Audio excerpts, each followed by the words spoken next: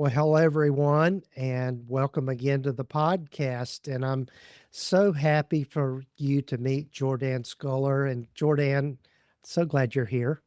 Thank you so much for having me. I'm very excited to be here. Yeah, so Jordanne is in New York and has a private practice there with a few other therapists that are in with her.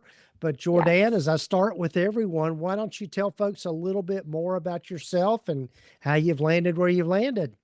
Sure. So, just a little bit about how I even got to be a therapist, maybe would be interesting for everyone to know. Being a therapist is something that I've always wanted to do. It's how I always saw my life going, but I honestly thought it would be a second career for me, maybe after having kids, something I pursued way later in my life. And after graduating from college, I went to the George Washington University in Washington, D.C., and I was a communications major. I started working at a marketing firm.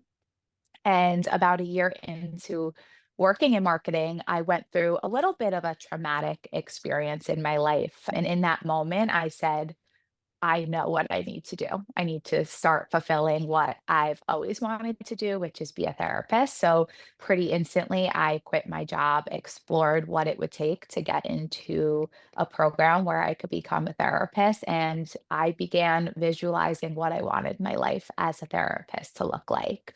And here I am, almost 7 years later. I have my own private practice in New York City. I'm licensed in both New York and New Jersey. And I absolutely love being a therapist. I feel so grateful that I get to come to work every day and connect with my clients. It's such a meaningful job. I began on my own, just working with my own clients. And then I really started to love being a supervisor, which is when I started to take on other clinicians at my practice too. Mhm. And I help my clinicians that work with me grow as therapists themselves, which is a passion of mine, as well as help them build their caseloads. So it's absolutely wonderful. And I continue to love it and learn every day.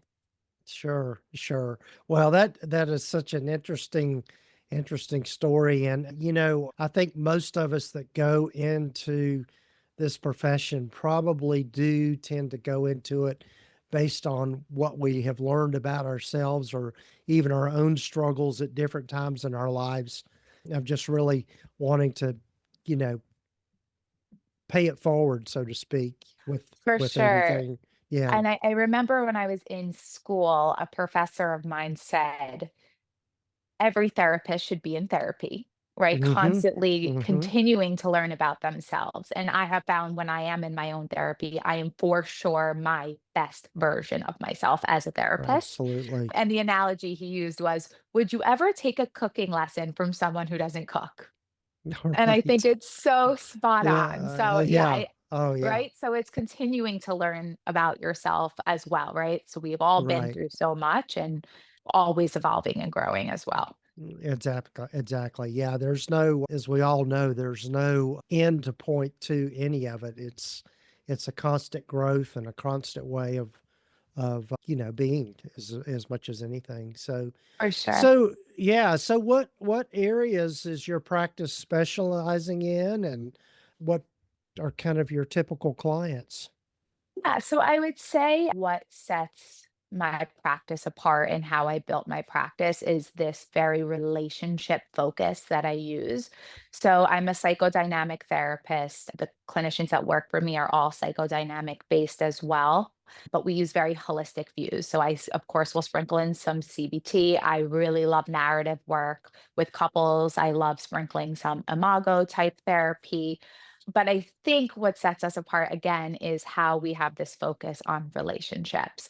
And I Hmm. believe that working from this relationship type lens where we see that relationship affects every other part of our life and Hmm. building out from how can we in ourselves look at ourselves and not point fingers at the people in our lives to then work to shift our lives and make ourselves feel so much better is kind of this lens in which I work. I work with individuals and couples romantically, and then I also work with parent-child relationships. I work with sibling relationships, friendships. And then the other thing that I think is really cool is just looking at everything as relational, right? So maybe it's the relationship you have with money, the relationship you have with your job, the relationship you have with your body. So anything can really be a relationship. And I think the other thing, just to point out, that sets me as well as my practice apart is this very tough yet compassionate approach that I use.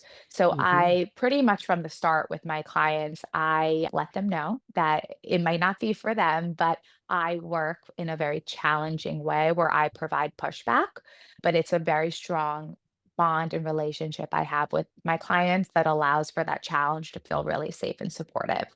So I think it's that balance as well that makes for a really, really cool dynamic between client and therapist.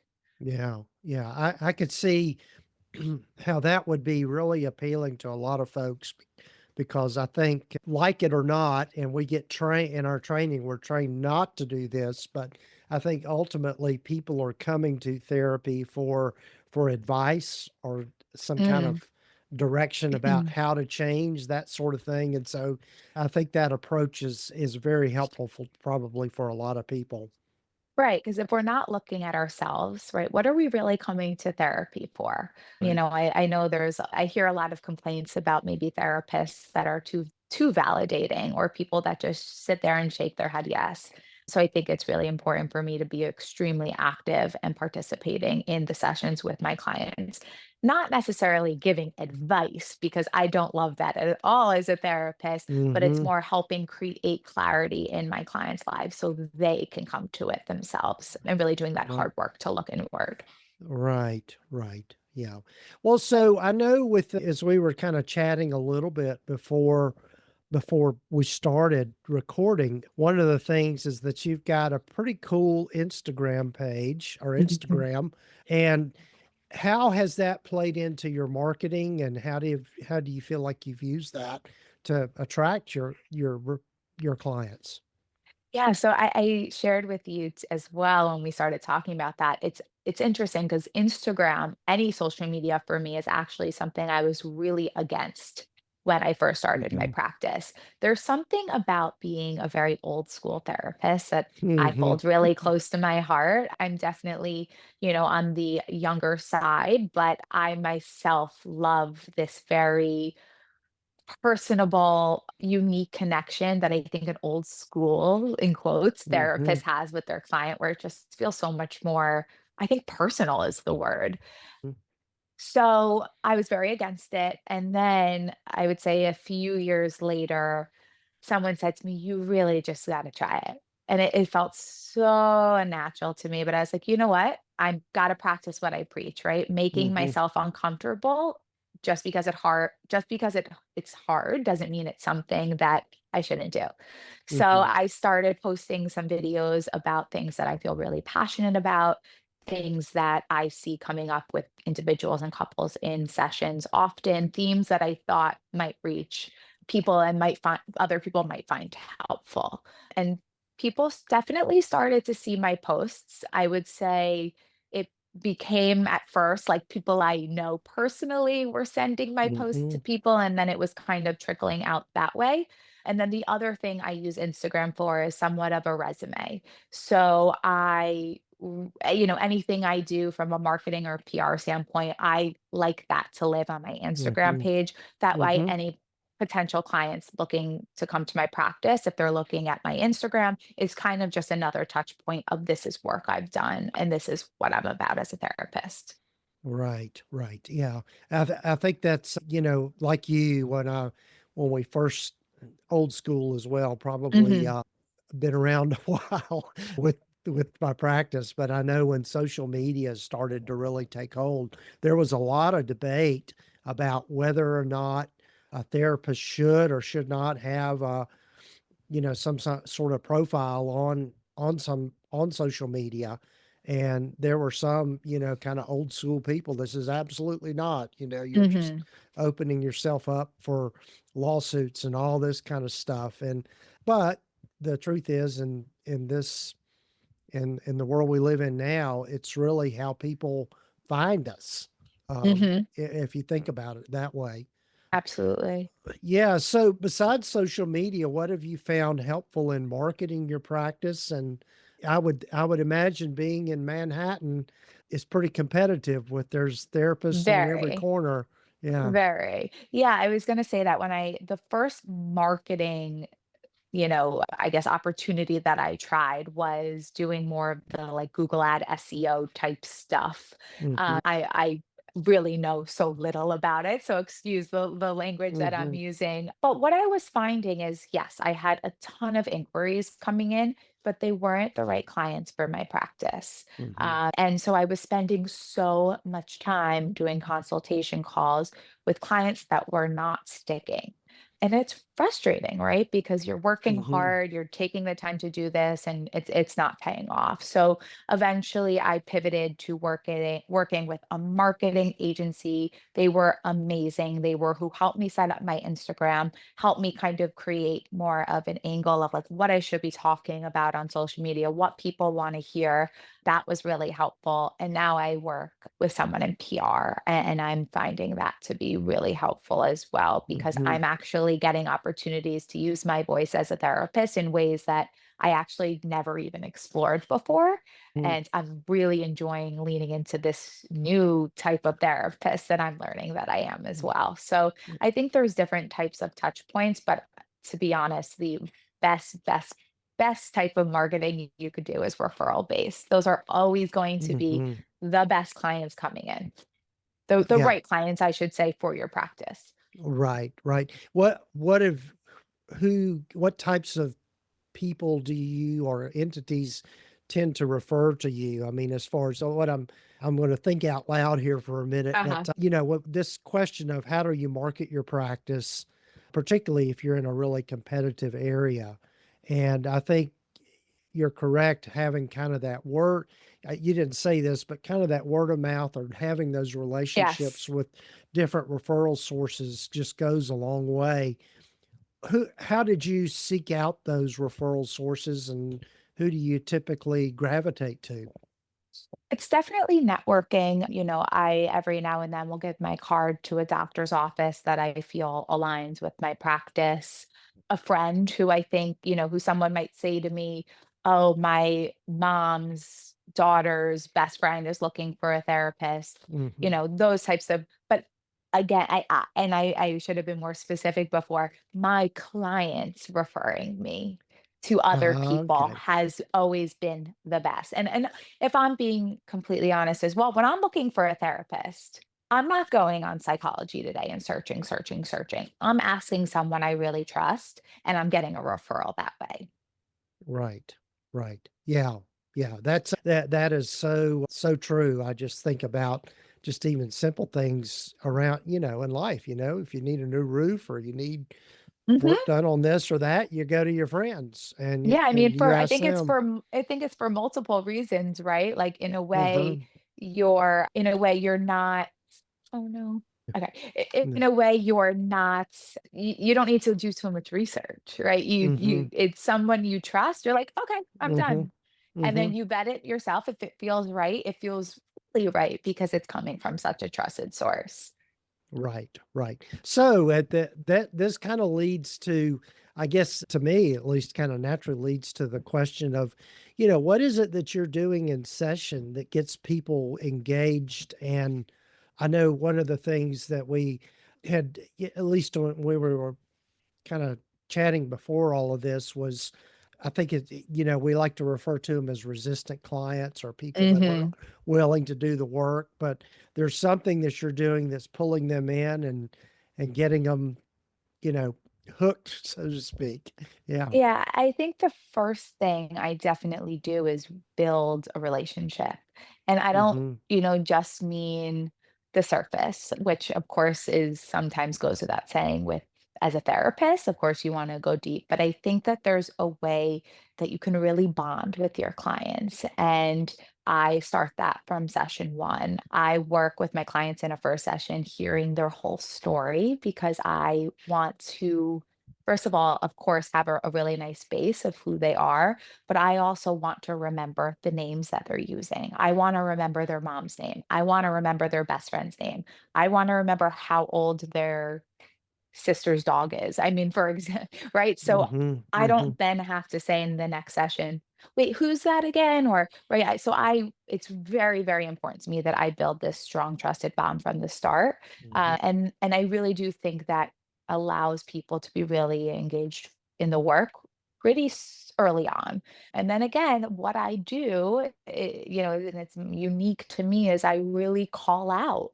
I'm not afraid to push back and I make mhm, sure it's comfortable. I always check in when pushback doesn't feel good to my clients. mhm, I'll always check in if a challenge doesn't feel supportive, but usually it does because of the relationship we have. They know I'm on their team, they know I'm with mhm, them, and I'm going through something alongside them. I'm not mhm. against them in any way. So there's this way I help people really, really look at themselves in the mirror when they have limited capacity to do so. Yeah, yeah. I know, excuse me. I know one of the things you mentioned too was just supervising other therapists, which is Mhm. a lot of fun. And I think that that question comes up a lot about, what are questions that we can or leading questions that we can use to kind of challenge people. And I'm just curious how you approach that. So in supervision, it's kind of the same thing. I feel like first of all, I hire therapists who I get, and this might sound so simple, but I get a good vibe from. People who Mhm, I connect to, of course, talent and wisdom and wanting the desire to learn is so, so, so important to me. But our connection is really what has the ability to truly help them as a therapist, right? mhm, Because in supervision, there's some similarities to client therapists. It's definitely different, but there's definitely some similarities. So with the clinicians that I work with, it's really important to me that we also have that strong, trusted bond. I always help the clinicians I work with as well look at themselves. So if there's something that they're feeling about a client or a question that they have about the client, I'm always curious where it's coming from. And we kind mhm, of, that's something else I say with my clinicians that work with me is that you have to be willing to be really open and honest for supervision to be really helpful. mhm. So again, I kind of hire people who have that ability and have that desire to do so. So when they're open with me, I'm able to help them see what's really going on for them in session, and that can really help them grow as therapists. Sure, sure. And when you're working with clients, how do you tend to confront them with, I guess, challenging things? How do you find how does that work for you? I know it's important to do that, and Yeah. if that So what question a makes sense. yeah, I think what you're asking is like, so how I usually ask them in a moment where maybe they're rambling on or complaining about something, or there's something going on and they're really focusing on the external. I'll tell them to stop. I'll tell them to pause. And I say, can we bring this back to you? And Mhm, it's with that small transition that they realize what's going on, right? Like that they're so looking at the mhm, external and mhm. how easy it is to do that. Oh, Right. yeah. So, my whole thing, right, I say, can we get comfortable with being uncomfortable? Because that's where change comes in. And Right. looking at yourself and what your part is so much more uncomfortable than looking at the people around you. So it's with that really small and important step that we can refocus, reframe the work.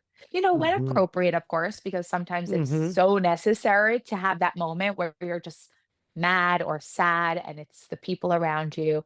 But when appropriate, I will always, always bring it back to you. Yeah, yeah, what's interesting is I do a lot of work with couples Mhm. myself, and that is something that is so when you can do it and do it well, getting people to understand the difference between what I refer to as a internal locus of control versus an external locus of control.